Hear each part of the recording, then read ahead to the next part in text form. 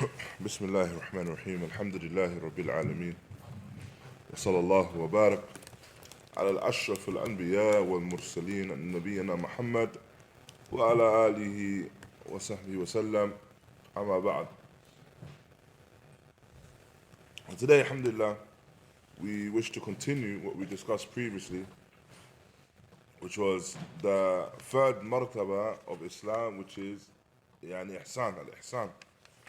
We mentioned some of the manners in which Iḥsān occurs, Iḥsān in ibadah, Iḥsān in terms of your creed, what you believe in Allah Ta'ala, Iḥsān in the affirmation of Tawheed al-Uluhiyyah, Iḥsān when it comes to affirmation of the that of Allah, that which is in the existence of Allah Ta'ala, as well as his asma wa sifat.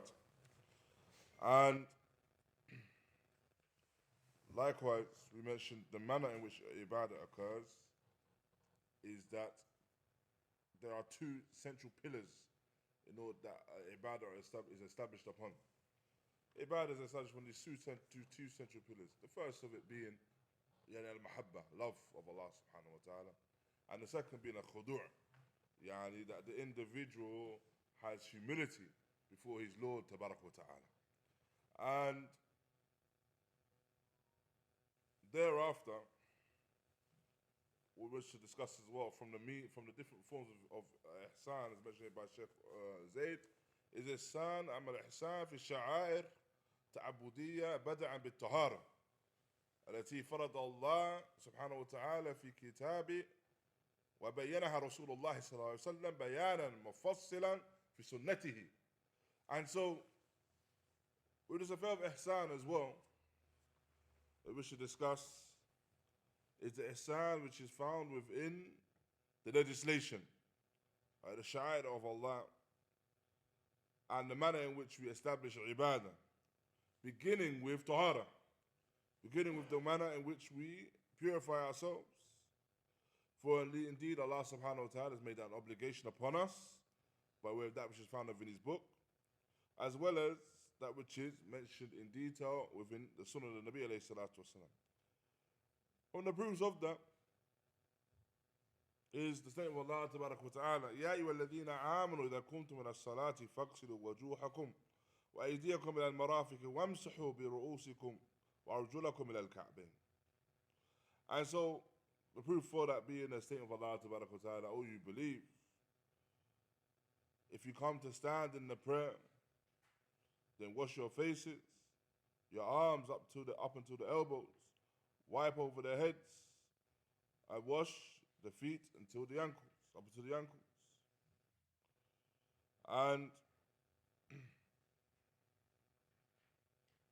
thereafter Allah Ta'ala mentions, وَإِن كُنْتُمْ جُنَبًا فَاتَّحَّرُوا وإن كنتم مرضى على سفر أو جاء أحد منكم من الغائط أو لامستم النساء فلم تجدوا ماء فتيمموا صعيدا طيبا فامسحوا بوجوهكم وأيديكم منه.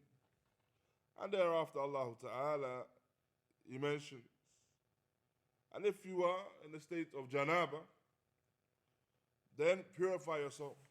And if you are sick or upon a journey, and it comes, you have the need to relieve oneself, or you have touched the women by way of marital relations, and you do not have any water, then use the pure earth and wipe your faces and your hands.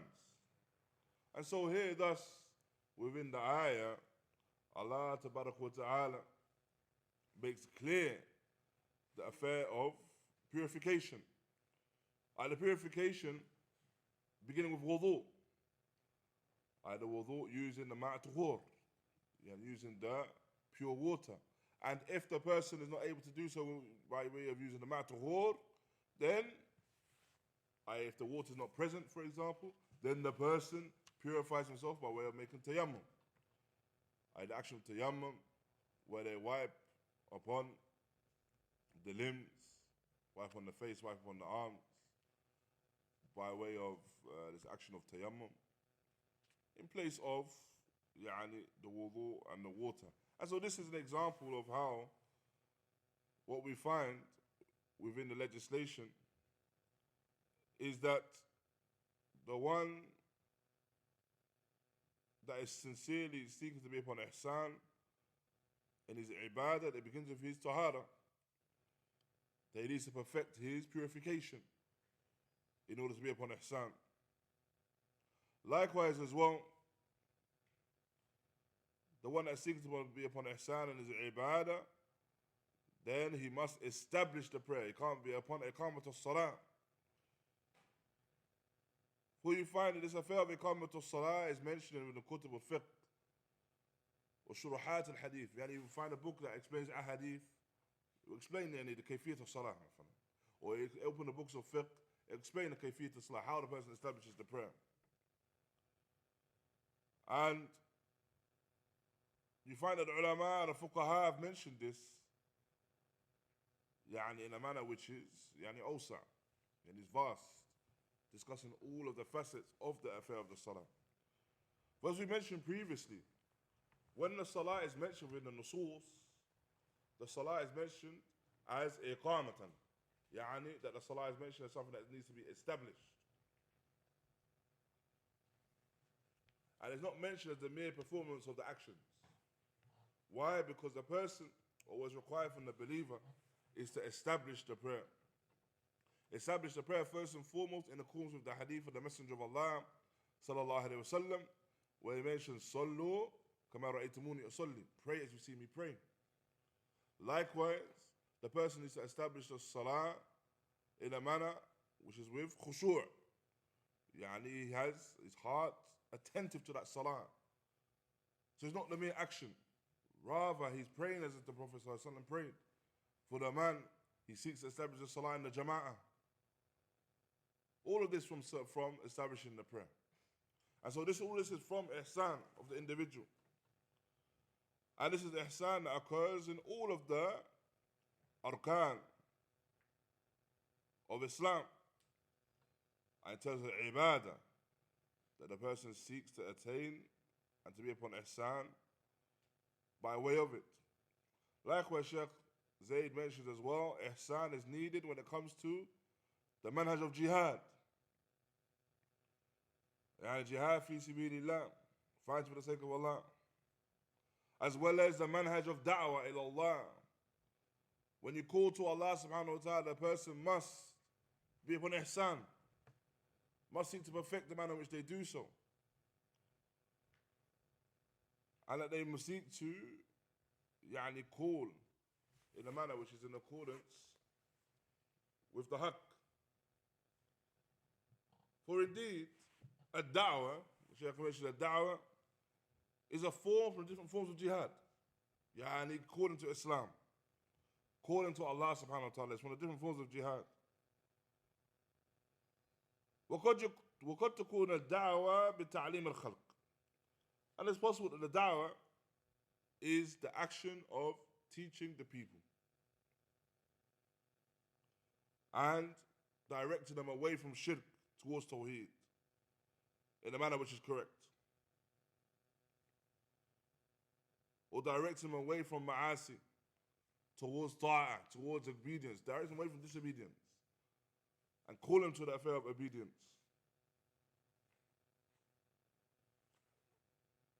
فإن ذلك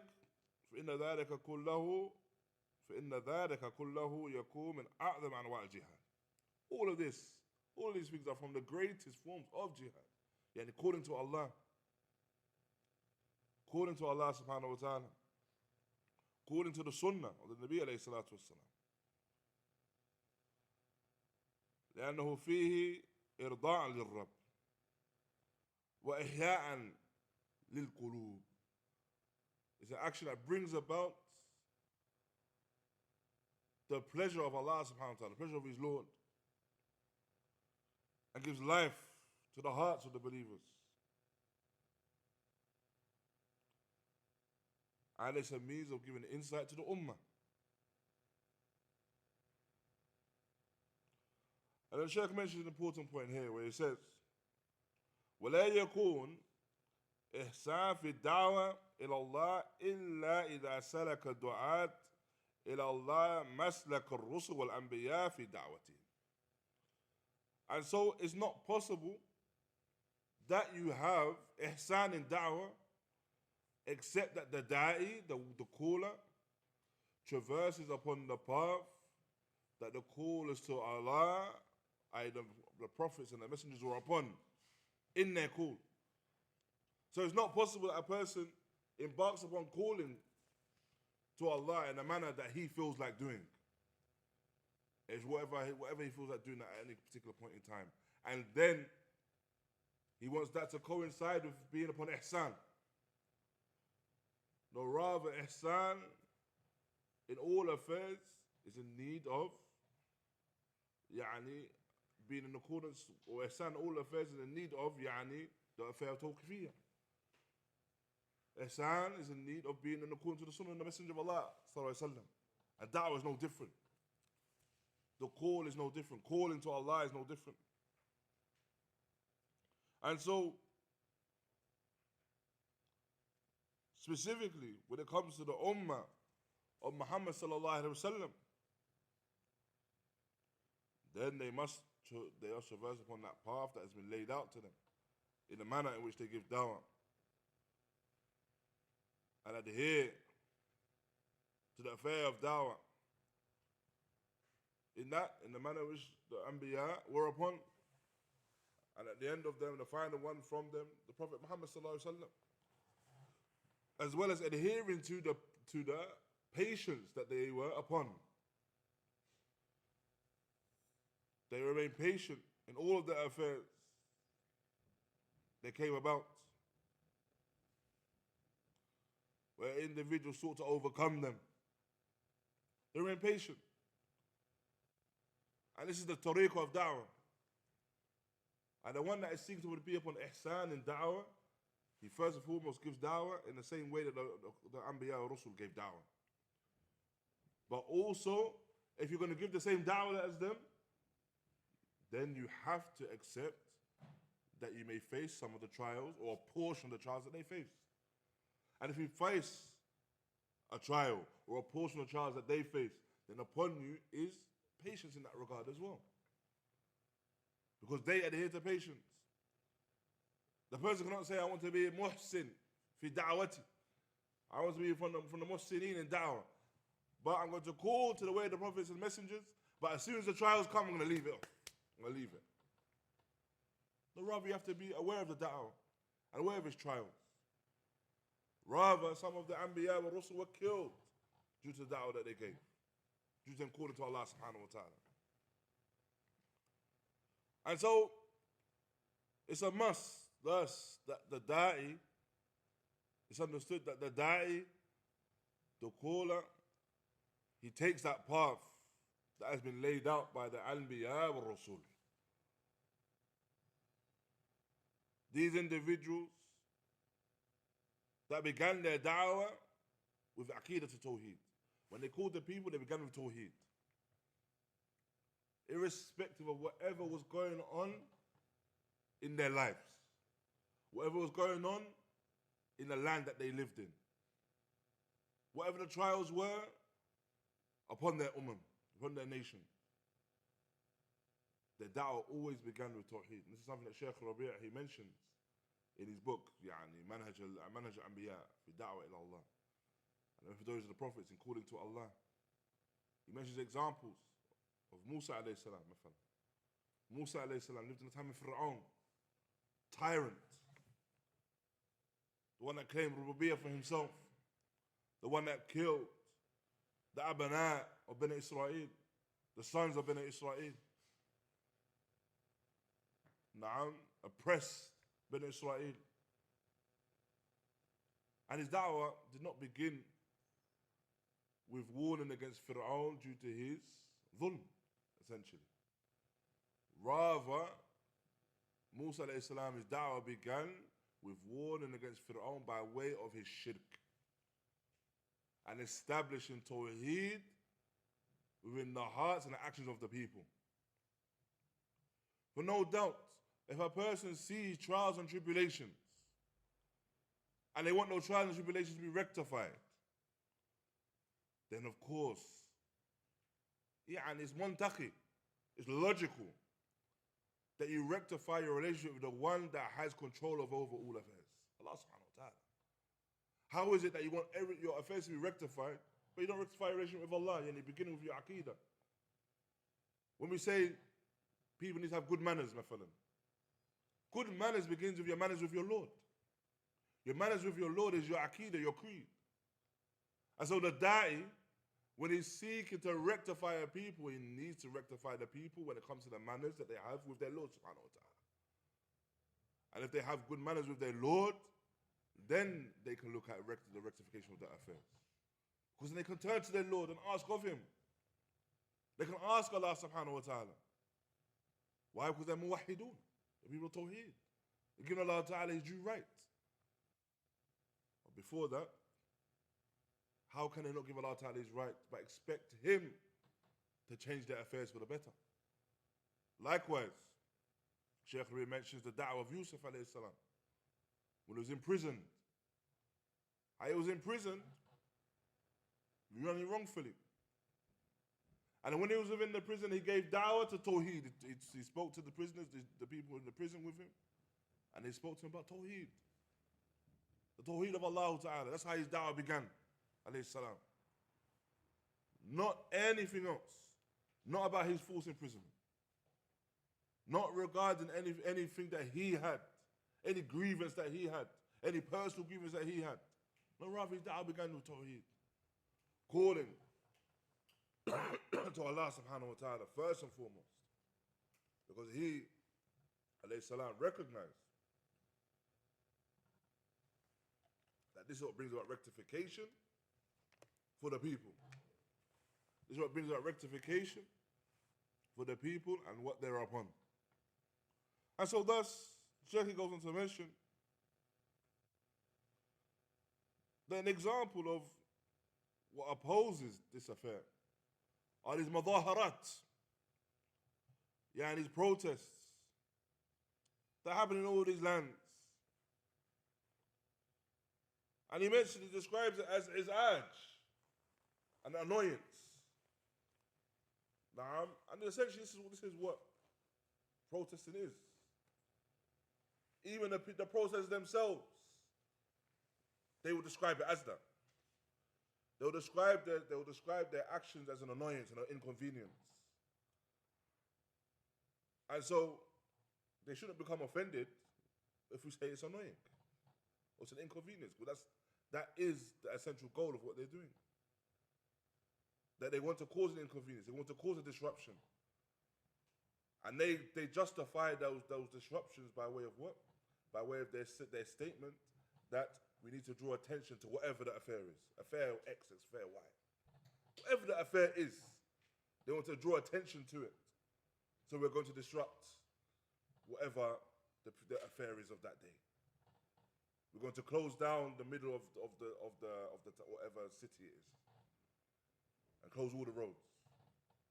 Or than where you have these people now where they say we block the roads. We'll stand in front of people and make sure you don't get to work. And they're well aware that it's an inconvenience. And this is the guise of this whole action of mudaharat, when it comes to this affair of protesting. And we have to understand, when it comes to protesting, first and foremost, this is not a manner of giving da'wah. This was not the manner of all of the Anbiya Rusul. We just mentioned examples of how they gave da'wah. They began with Tawheed. Irrespective of whatever their hal was, whatever their situation was. Again, because we're referring back to the main topic, Iḥsān. The Anbiya Rusul sought to be upon Iḥsān. And their da'wah was no different. So they began their da'wah with Tawheed. And so when a person understands this affair of mudaharat, when it comes to protesting and the likes of that, you must understand that first and foremost, this is not an Islamic approach to da'wah. It's not an Islamic approach to calling people to the haqq and inviting people to the truth. Why? Because essentially, when it comes to this affair of mudaharat, it has its usul, its origins within the methodology known as democratia, You need democracy. And democracy, in of itself, has a basis upon ilhad. Its basis comes from the belief or the assumption or the creed of there not being a deity. The disbelief in Allah Ta'ala, atheism. And it's built upon central tenets, as mentioned by Shaykh Muḥammad al-Jami. Shaykh Muḥammad al-Jami mentions central tenets that have to be present in order for democracy to thrive. And they all center around what is referred to as hurriya, yani freedom. Naam. So you have hurriya ad-deen. The first of them is he mentions hurriya ad-deen, freedom in deen. He also mentions hurriya al-adab. He mentions hurriya al-adab, yani that person has freedom when it comes to mannerisms. Yeah, their manners. Third thing he mentions is hurriya al-ra'i. That the person has freedom of opinion. And also he mentions hurriya al-qanun or qawaneen. And he has they mention the tenet of freedom when it comes to laws that are laid out. Establishing laws. All of them, you have to understand, are based upon this affair of atheism and the rejection of the existence of Allah. So the first of them was what? Freedom of what? Deen. So they will say that the person can worship whatever he wants to worship. He does whatever he wants to do. That he can, if he was born into a Muslim family and decides to become a Christian, there's no problem with that. If he's born in a Christian family and decides to become a Buddhist, no problem with that. He's born into a Jewish family, decides to become a Muslim, no problem with that. So even when it comes to the affair of a person embracing Islam, they will claim all of this is upon their freedom. Well, we know that Allah Ta'ala mentions in the deen inda Allah al-Islām. Indeed, the religion of Allah is Islam. There's no religion other than Islam that's going to be acceptable to an individual.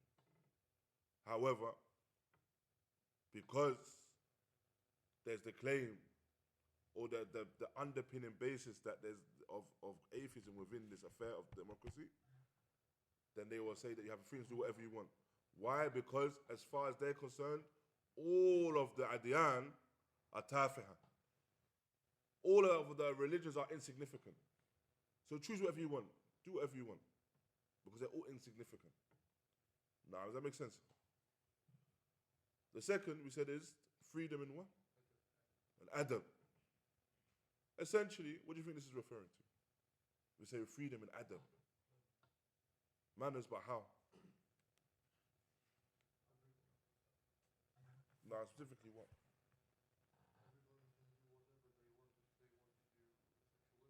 No, it's referring to essentially zina. That the person has freedom in adab, freedom to do whatever they want in terms of actions of zina and the likes of that, fornication, adultery. Naam. And there is no repercussions for it. There's no repercussions for it. Except for if the law states that it is not consensual. If there's no consent, that's the only time that the law will step in. When based upon a democratic scenario. Now, any other scenario, the people are able to carry themselves however they want. Now, in terms of zina, and in terms of how they carry themselves, who they do it with, if they're married or not married, doesn't matter. If it's a man and he's with a woman, that's acceptable. If it's a man, he's with another man, it's acceptable. All of it is acceptable. Why? Because it's the adab of an individual is left to his own will. Now, again, false freedoms. The other one we mentioned was what? Right. Yeah, the person has freedom in opinion. That the person can voice whatever opinion he wants to voice. Now, whatever he feels like is correct, he can voice it. As then it is stated, by way of this statement, freedom of speech. Say whatever you want to say. It could be kalam which is absolutely baleed, absolute stupidity. But he has the freedom to say it. And the people have to listen to him. And the people cannot stop him from saying what he's saying. Because he has the freedom to opine anything he wants to. So it was mentioned here by Shaykh Muḥammad. So again, this is from the tenets of that. That a person can say whatever they want to say. Isnad or la isnad doesn't matter. Asanid is not important regarding that. The other thing we mentioned, qawaneen.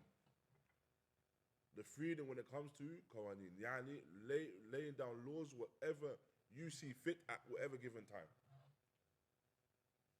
Whatever you see fit at whatever given time, you lay down these laws. Naam. And so what this suggests, all of these things, is that this is a negation of the Sharia of Allah subhanahu wa ta'ala. That Allah subhanahu wa ta'ala has set hudud, has set boundaries in how we carry ourselves in terms of our adab, our mannerisms. Has set boundaries in terms of where do we speak. When we speak based upon Quran and Sunnah. Allah Ta'ala set those boundaries. Allah Ta'ala set the boundaries when it comes to the qawaneen, the laws. And He's laid down the laws. And so it's not for the person now to operate upon whatever laws he sees fit at whatever given time. What you find, for example, there are laws that were made in 1987, 1988 that won't be relevant today. Because the people today think that we don't want those same laws. And then in another 10 years, we don't want those laws anymore. Why? Because the people have hurriyah. They believe they have freedom when it comes to laws. They believe that this establishment is underpinned by the fact that they have not been set hudud, qawaneen, sharia by Allah subhanahu wa ta'ala. And so when you have all of these things together, naam, and it enters upon the Muslims, then what you find, an example or a result of that, is what you find from these mudaharat, from these protests. Why? Because the people believe that they have a right to be heard. What my opinion is has to be heard. Why? Freedom of opinion. Everyone has a right to say something. It doesn't matter if we're speaking about authority or not. Everyone has a right. In reality, this is batil. This is a falsehood because Allah Ta'ala has set boundaries. Allah Ta'ala has set boundaries within the Quran. Allah Ta'ala has set boundaries within the Sunnah of the Messenger of Allah Sallallahu Alaihi Wasallam. And the Salaf Salih understood it in that same manner. And so for our people to come afterwards and establish this new way or mimic what they see from the non-Muslims in terms of protesting, because they've been given this understanding that everyone's voice has equal weight. Which of course is batil. It's a falsehood. And it's not accepted shar'an wala aqla. The Sharia doesn't accept that. Nor does the aql accept that. The sound intellect does not accept that everyone has the equal say. So when we say, for example, this affair of voting, and an individual says, I'm going to vote for this party or that party, whatever it is, and he's 18 years old, he hasn't seen a single government in his life, but maybe he's still in college, and then you have another individual that's seen successive governments, and they're both going to vote, and both of their votes are going to hold the same weight. Now again, this goes back to everyone has an opinion, and everyone's opinion needs to be heard. Again, it's batil. It's a falsehood. And so when you have this affair, going back to this affair of protesting, and people establish these protests as a means of daʿwah. Now, one thing to protest is batil. It's another thing now to call it daʿwah. Then of course you've completely opposed the daʿwah of the Anbiya Rasul. and thus completely opposed Iḥsān in giving da'wah. And so this is what is understood from that. Likewise, Shaykh Zayd, raḥimahullāh, he mentioned as well from Iḥsān is al-Iḥsān and al-Walā wal-Barā. Al-Walā wal-Barā. That a person establishes Iḥsān when it comes to loving and hating for the sake of Allah Tabaraka wa Ta'ala. And so it's a must that if a person loves Allah, that he loves for the sake of Allah. These things are mutalaziman. Loving Allah, loving for the sake of Allah, they're mutalaziman. They go hand in hand. One follows the other. One completes the other. So loving Allah is the basis. Loving for the sake of Allah is the completion of that. As Allah Ta'ala states, لا تجد قوما يؤمنون بالله واليوم الآخر يوادون من حاد الله ورسوله. And Allah Ta'ala mentions that you do not find a people that believe in Allah and believe in Allah and the last day, where they have love and companionship for the ones that oppose Allah and His Messenger. And this is what we find in these ayats and the text in relation to that. That a person establishes love amongst the Muslims. And Shaykh Zayd, he mentions as well earlier on in the text, i.e. when he's explaining that, those ayat in Surah al-Mujadala, he mentions that the love for an individual is going to be nisbi. Your love for a person is going to be dependent upon what is apparent from him. So, if he's a muwahhid, if he's a person upon tawheed, you're going to love him for his tawheed. However, if it's apparent from him any degree of fisk, any degree of wrongdoing, any degree of sin, then you will hate him for that sin that he's upon. And this is the creed of the believer. That we love the person for what he's upon from khayr. And we have hatred for them for that we're upon from evil. And it's not, as some of the Nasara claim, that you hate the sin and not the sinner. You hate the sin and not the sinner. You hate the fi'l and not the fa'il. You hate the action but not the one doing the action. Or rather, you have the individual who's doing the action, so you hate him for doing the action. And so this is a discussion where some of the Hizbiyun and Ahlul Bid'ah, they will seek to make or blur the lines when it comes to the affair of the relationship amongst the Muslims. Why?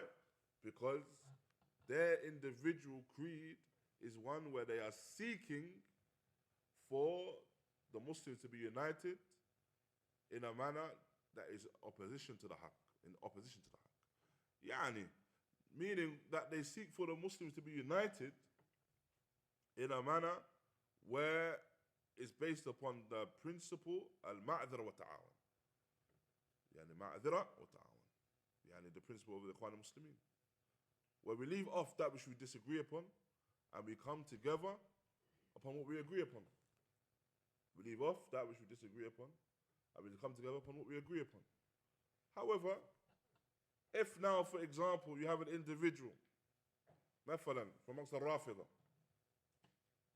بل ينتسب al-Islam. However, he ascribes to Islam. However, he's a person that curses the companions. Naam. And then you have the person, يدعي Salafi, يدعي بالسلفية, he claims to be Salafi. How are they going to unite? Upon what? Or you have the individual that negates the names and attributes of Allah subhanahu wa ta'ala. What you believe in relation to your Lord subhanahu wa ta'ala, or what he believes in relation to his Lord subhanahu wa ta'ala, are completely different. And he negates the names and attributes. Or he seeks to explain them away. And then you have the individual, again, Yada'i Salafiyya, claims to be upon Salafiyya, and he affirms names and attributes. This is not a basis for the individual being upon the haqq. Or this is not a basis for unity. So thus, if the person is upon Islam, not just claim it to Islam, but he's upon Islam, it's from Ahlul Qibla, it's from Muwahhideen. However, it's upon bid'ah, Na'am, is upon innovation. These two things do not negate one another. Both of these things can coexist. It's possible for you to love the individual for the tawheed that he's upon. The Shaykh Zayd mentions, you love him for the tawheed that he's upon. However, you hate him for his fisq.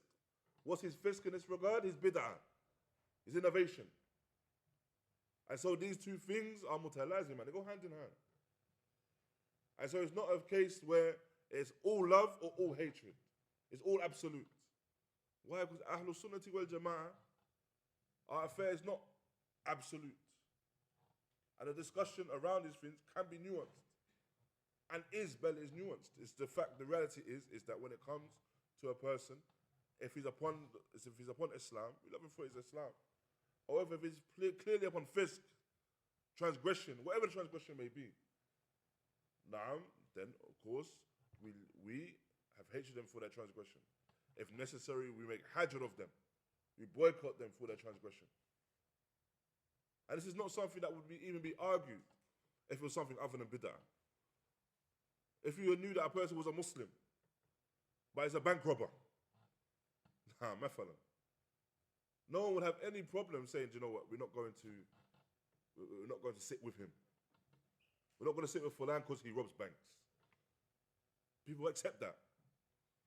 But when it comes to the affair now, where someone's mukhalif sunnah, فجاءت الإشكال, فجاء الإشكال. Now the person seeks to find problems with that. But the reality is that it's absolutely clear. And that these two things are not mutadadan, they're not two things that oppose one another. And so al-wala wal-bara, no doubt, is from Iḥsān. And establishing al-wala wal-bara is from Iḥsān. As the Messenger of Allah sallallahu alaihi wasallam mentions, al-Muslim akhul Muslim, that the Muslim is the brother to the Muslim. The Muslim is the brother to the Muslim. And likewise, you have a statement, sallallahu alaihi wasallam, لا يؤمن أحدكم حتى يحب لأخيه ما يحب لنفسه. None of you truly believe until you love for your brother that which you love for yourself. And so this is how the person adheres to this affair of Iman.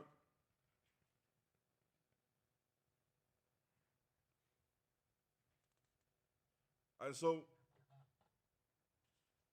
all of this is from the affair of the person's Iḥsān. Likewise, as the Shaykh mentioned as well, from Iḥsān is that the individual adheres to the sunan.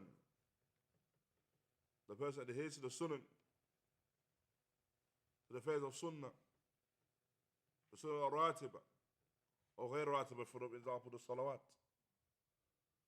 So a person seeks to be upon Iḥsān, he seeks to be upon the sunan as well, i.e. the voluntary acts.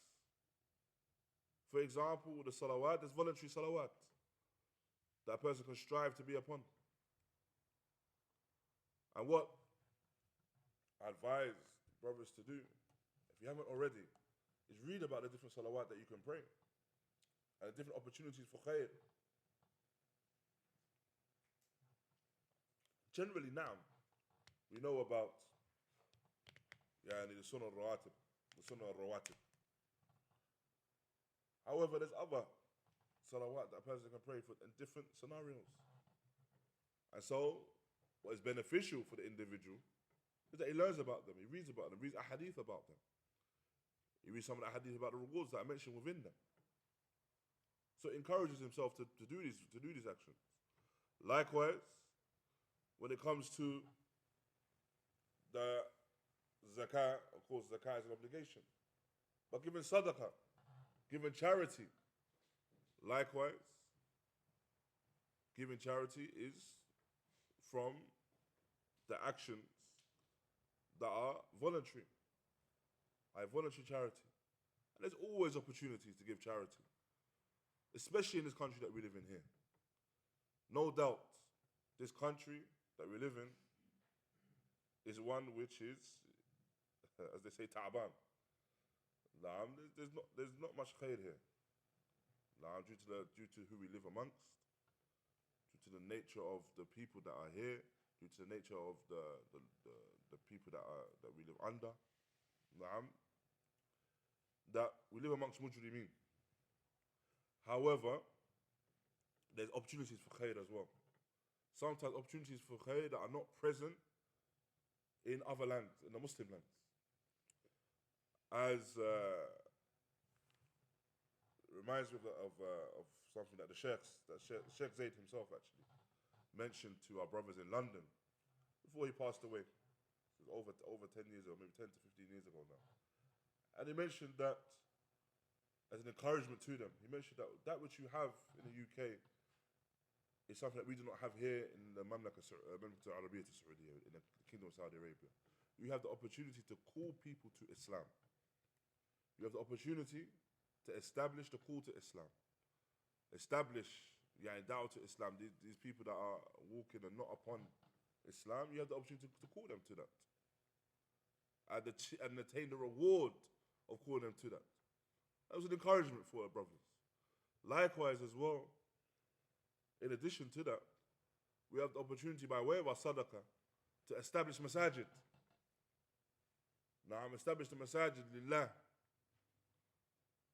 For indeed, when you look at the affair of the Muslim lands, alhamdulillah, in many of the Muslim lands, the masajid are established by the Wali al-Amr. The masajid are established by the rulers, which is khair, of course.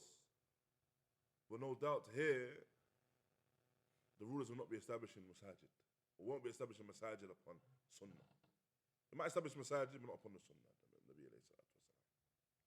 And so we have the opportunity to establish masajid and attain that reward. When you hear the narration of Uthman ibn Affan, Man bana lillahi masjidan, bana Allahu lahu baytan fi jannah. Whoever builds for Allah a masjid, Allah Ta'ala build a house for him in Jannah. We can race towards our rules like that. And that's by way of our sadaqah that we give. An example as well from the Iḥsān in our actions is Iḥsān when it comes to our fasting. Either voluntary fast that a person can do. The voluntary fast on the Mondays and Thursdays. Or the voluntary fast of the 3 white days. The voluntary fast and the fast of Dawood. Na'am, Yawm Arafah. Yawm Ashura. All of these days. All these opportunities to fast as well. The voluntary Umrah. Or the voluntary Hajj. All these opportunities for khair. And it reminds me as well, likewise, barakallahu feekum, from today's day of stories. It reminds me of a question that one of the brothers, he asked one of the mashayikh, and he asked, how do I remove this affair of hardening of the heart? How do I remove this feeling of my heart hardening? And the shaykh prescribed 4 things. Prescribe 4 things. He said, ensure that you pray your sunnah rawatib. I pray your sunnah prayers. After each salah or before or after each of the salawat, pray your sunnah prayers. He said, read something from Quran every day. Strive to read at least a juz a day from Quran. Seek to read at least a juz a day from the Quran. He said, fast as much as you can. If you can, fast the fast of Dawood. If you can, fast the fast of Dawood. And there's no what the fast of Dawood is. No, because one day on, one day off. So one day you fast, the other day you don't. And the final thing he mentioned was give something in sadaqah every day. Give something in sadaqah every day. All of these things that were mentioned to the brother were actions of Iḥsān, a manner in which the person can adhere to Iḥsān in his action. And that each and every one of these actions, what they all had in common, was the fact that they were consecutive or they were continuous actions. Naam, the actions were done continuously. They're done continuously. Naam, consistent actions. And the final thing he mentioned was give something in sadaqah every day. Give something in sadaqah every day. All of these things that were mentioned to the brother were actions of Iḥsān, a manner in which the person can adhere to Iḥsān in his action. And each and every one of these actions, what they all had in common, what they were consecutive or they were continuous actions. Naam, the actions were done continuously. They're done continuously. And so, in order for the person to really seek to be upon ihsan as well in terms of his ibadah, it requires a degree of consistency. And if a person wants to be upon iman and to taste the sweetness of iman, upon him is consistency as well. If he wants to remove that feeling, for example, of that hardening of the heart, then it should be upon consistency. Likewise, from the ihsan of the servant as well, is adhering to the sunnah of the Messenger of Allah, clinging to it. As Allah Ta'ala mentions, فَإِن تَنَازَعْتُمْ فِي شَيْءٍ فَرُدُّوهُ إِلَى اللَّهِ وَرَسُولِهِ. Allah Ta'ala mentioned, if you come to differ upon an affair, then return it back to Allah and His Messenger. Thereafter, Shaykh al-Islām Muḥammad Abdul Wahhāb, he mentions the dalil, the proof for Iḥsān, where he mentions إِنَّ اللَّهَ مَعَ الَّذِينَ اتَّقَوْا وَالَّذِينَ هُمْ مُحْسِنُونَ. That indeed Allah Ta'ala is with the ones that adhere to taqwa and the ones who are muhsinun, that adhere to ihsān. And so it's sufficient for them that Allah Ta'ala is with them. This ayah is a proof, for example, a proof of the fadl, first and foremost, of ihsān, like the virtue of ihsān. Likewise, this ayah is a proof of the ma'iyyah of Allah, that Allah Ta'ala is with the creation by way of His ilm. And Allah Ta'ala is well aware of that which occurs within the creation, well aware of what occurs amongst them by way of their actions, by way of their statements, and by way of that which resides within the hearts.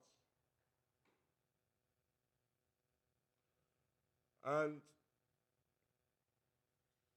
this is what we understand from this affair of ihsān. Within the ayah, Allah Ta'ala mentions al-taqwa, in the taqwa of the servant. And al-taqwa is a qarina,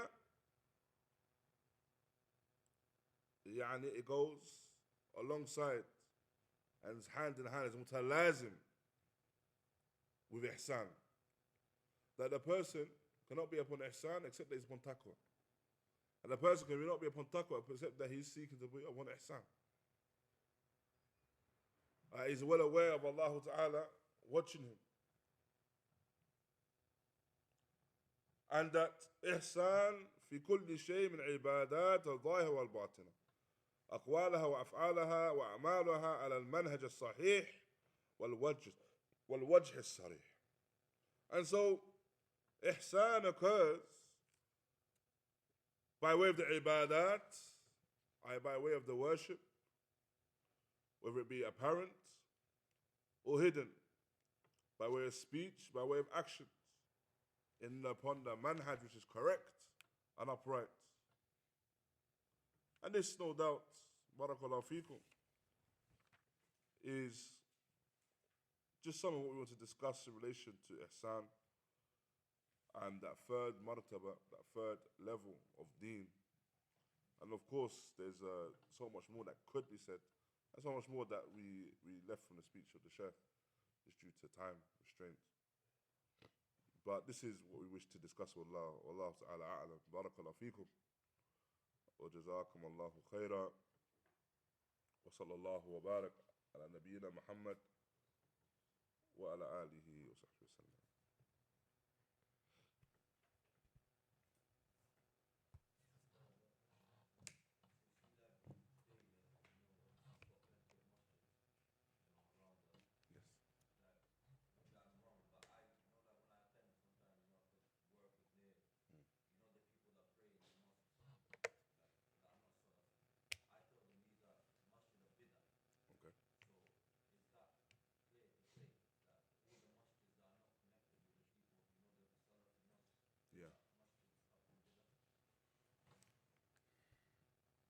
Generally speaking, yes, generally speaking. But, of course, you'd want to understand what the people are upon. Maybe it's possible that the people are not aware of the daʿwah, and you wish to, inshallah, give them daʿwah to Salafiyah. And so it may not be the best thing to inform others or say to others that they're upon bid'ah and create a barrier between you and them initially. You don't know. It depends on what the I meant to say, like, not like, say, like the imam. So say, like, if I go to pray there, yeah, and the layman that I'm with, yeah, say, like, now I pray my sunnah, I'm waiting for the salah to start. yeah. Then I'll chat to the man next to me, this brother, you okay, salam alaikum, shalawat salafiyah. You know, these people are from bid'ah. I won't be talking to the No. imam, but I'll be letting individuals know. The best thing to do, if you know about the errors of that message you're in, and you're able to clarify it to the person, and the person is listening, yani is someone that is will listen with open ears, open heart, nah ba'as.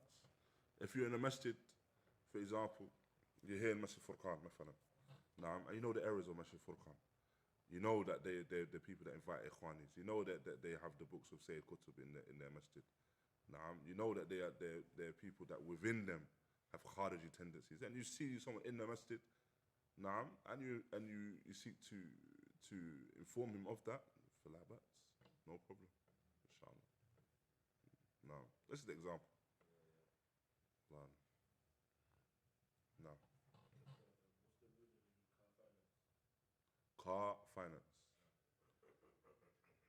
It's very, very difficult or near to impossible to find a car finance that is halal. In order for the car finance to be halal, it would have to be a car finance where you are saying that you're going to pay this off in installments and there's no late fees. What happens if you don't? The question is, in a lot of these contracts, it would be cars or whatever it is, what happens if I don't make the payment? If they say, well, if you don't make the payment, there's a late fee, and as you see, it's here in the contract, then that contract is a ribawi contract, a contract of riba. Why? Because within it is you're agreeing to riba. Even if you make all the payments all the way to the end, you're agreeing to riba. Why? Because that late payment is a form of riba, and it's actually riba of jahiliyyah. And it's an oppressive form of riba. Riba is oppressive anyway, but this one's oppressive. Because if you can't make the payment, that indicates what? You can't afford it. So if you can't afford it, how are you gonna charge someone even more money?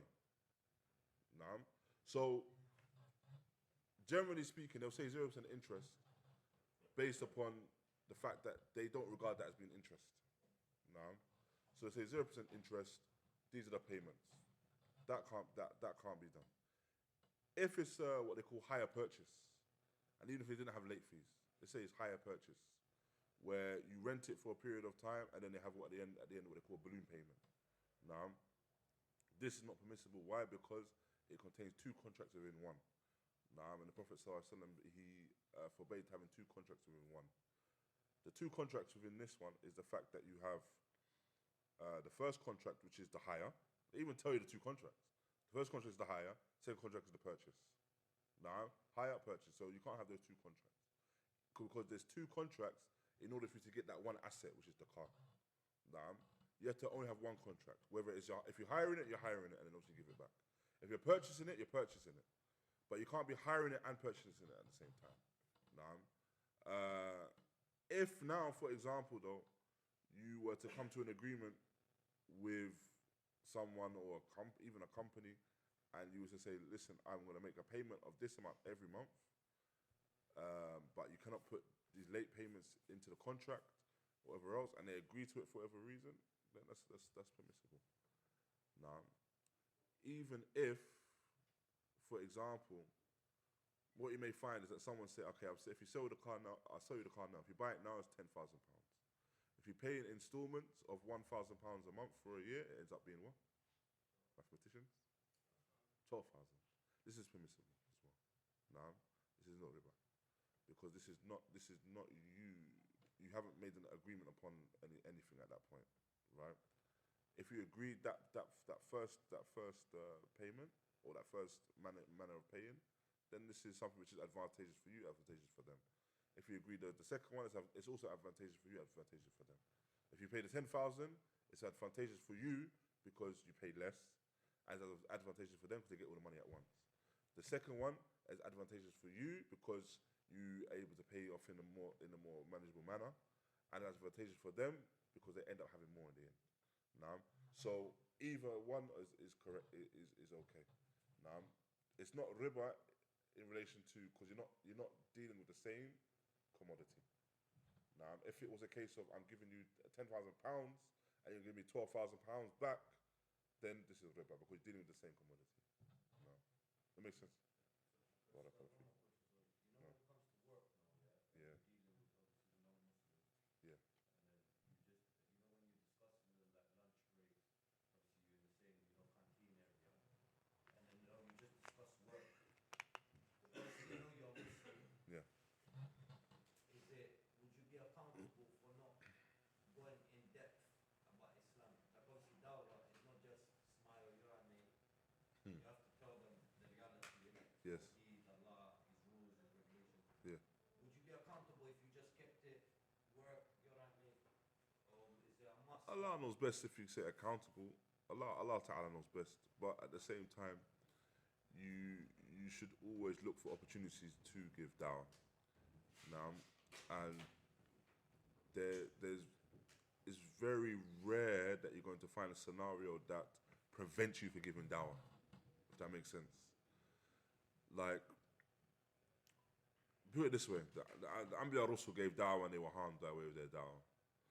So then, in that context, what is going to prevent you from giving them da'wah? Nah? So, not to say that you maybe be blameworthy, Allah Ta'ala knows best. But at the same time, you have opportunity to give them da'wah and give them a clear breakdown of the da'wah of Islam. Allah Ta'ala knows best. Make sense? Yeah. Is it permissible to give money to beggars?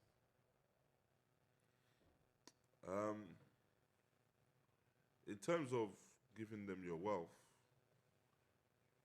generally speaking, you act upon that which is ghalib al-dhan.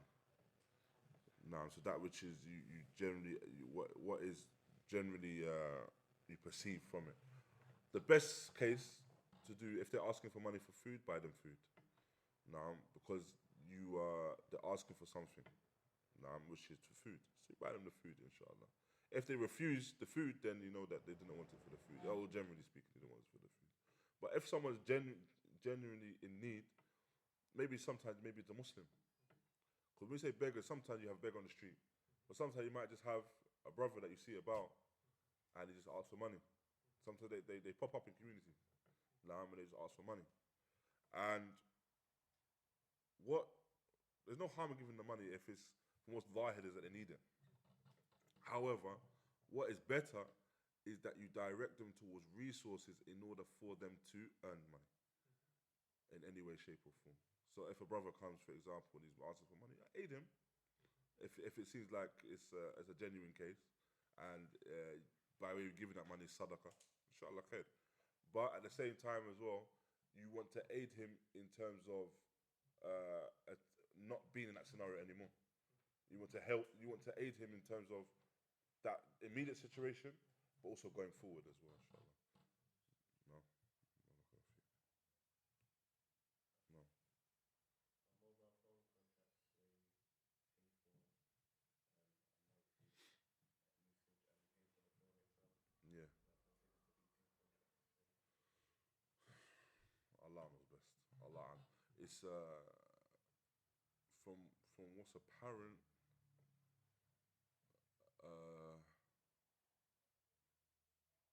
Apparent, no. It doesn't seem to be two contracts in one, because it's just one payment you're making. It's different from a hire purchase, where you're hiring, you don't own the car, and at the end you purchase balloon payment. You could make the balloon payment, and then you purchase, and then it's your car. Those are the two contracts. You have the hire contract and the purchase contract. This essentially is a contract of paying installments, monthly installments. So it's not an issue with it being one contract, or with being more than one contract, any phone contract. However, what may be issue with it is that if they put in that same thing, the late payments. If you don't pay the bill by this date, we're going to charge you late payments. Allah knows best. Allah knows. Barakallahu feekum. No. What are the drawbacks regarding the, delivery industries where, they're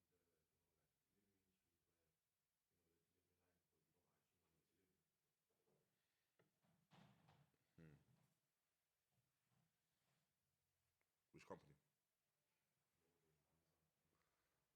they've got Yeah. To be honest with you, personally, I can only talk about Amazon. Right? I don't know how the other companies operate, but I know how Amazon operates. With Amazon, I don't know if anyone, I think a lot of people have delivered for Amazon. With Amazon, they have something called an age verification parcel. Age verification parcel, generally speaking, is going to be something haram. Now, if it's alcohol or madrish, something else, just don't ever open that thing open. Now, what you should do is just always return those parcels. So if you find that you have that, just return it. Just return it back to the depot. You say I didn't deliver it. Just say I didn't deliver it. No. Amazon, they don't. They will. You just give it back, and it will just go back out for delivery the next day. And that's all it is. As for the other companies, I don't know. But with Amazon, it's quite straightforward. What I would say is that if you ever get age verification parcels, just send it back. I take it back to the depot. Could you?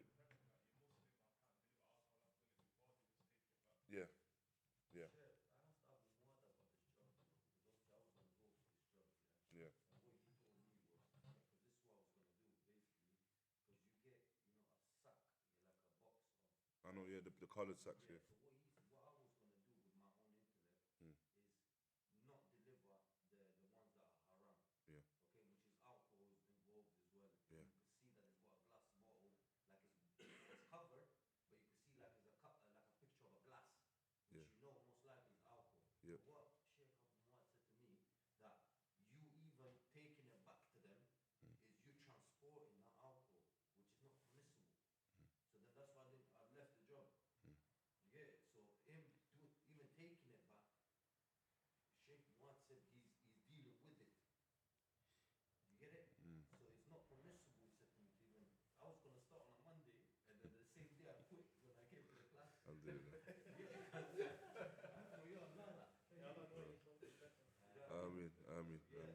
Generally,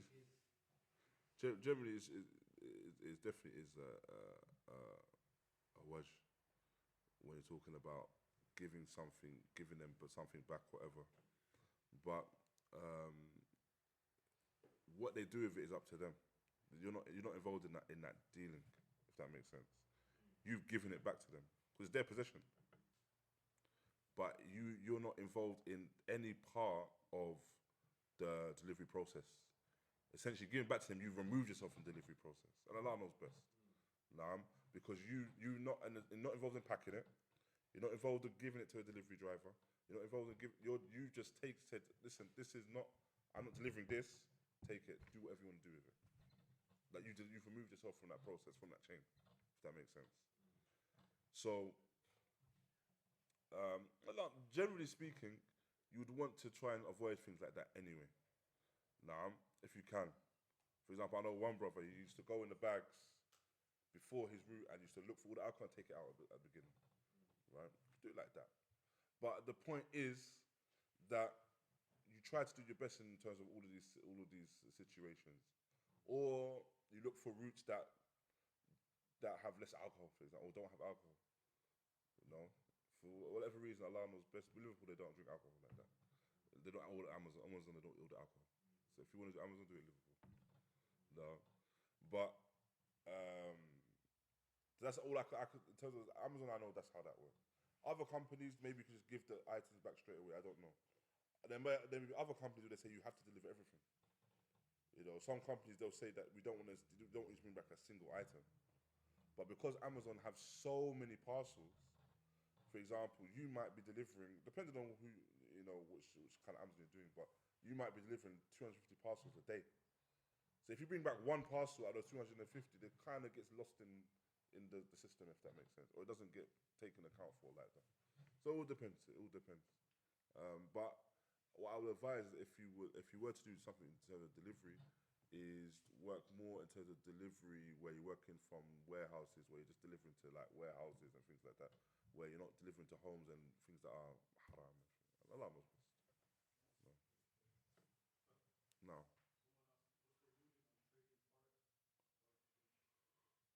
I don't know too much about Forex myself, in terms of the ruling of it and what it entails. I believe there has been some things mentioned about it, but I don't know too much about it myself. Allah knows best. Legend Diamond said, why? Because you're trading currencies.